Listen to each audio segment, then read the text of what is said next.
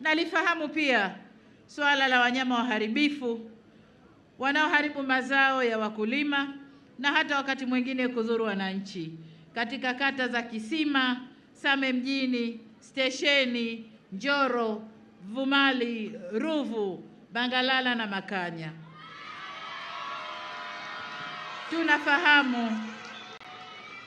Tunafahamu kwamba adha hii ipo. Lakini nataka niwaambie tayari tumejenga kituo cha kudhibiti mwenendo wa wanyama hao waharibifu.